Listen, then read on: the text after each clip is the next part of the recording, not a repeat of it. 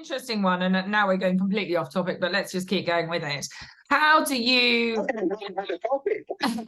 how do you find them? Because it's certainly something that I'm pushing myself, and I feel really fortunate. There's a number of groups where they're far ahead of me, but also sometimes it is more challenging to find those groups of people. So where would perhaps where would you go searching for those people that you might be able to be accepted by?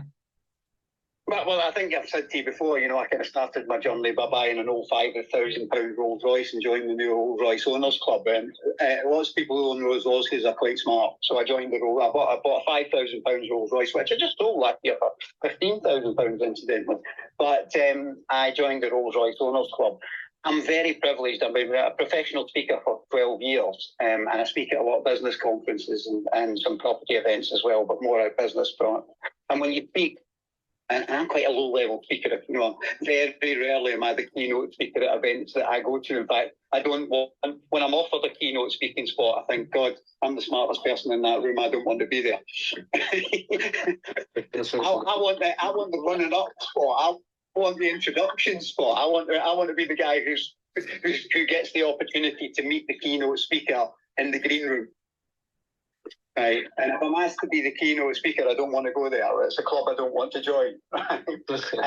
So being a professional speaker and going to these events has helped a great deal, because not only am I in the event, but even if I'm only speaking for 20 minutes, which takes me that to say hello, let's be honest. So I'm very rarely speaking for 20 minutes. It takes me 15 of those to say hello.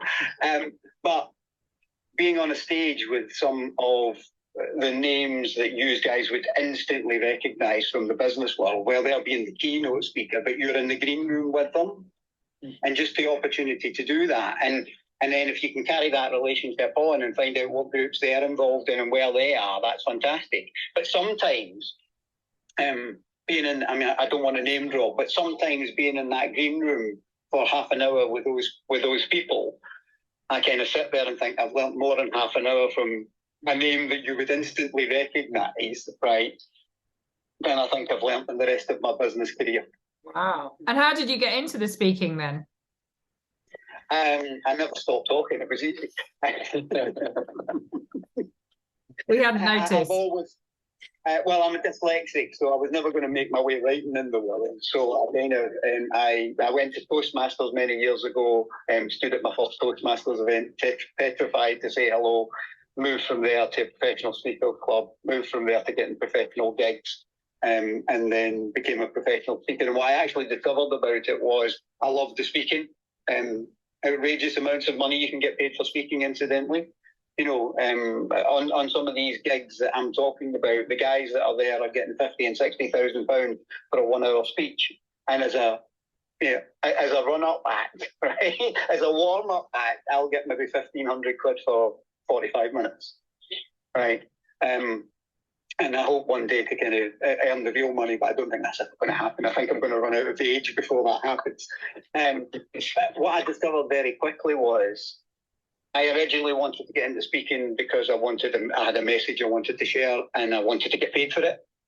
And what I actually discovered was I just like going to these events now and just being part of the event, because you're kind of behind the scenes instead of in front of the scenes. You're not waving at the man from the audience, you're actually sharing a coffee with them.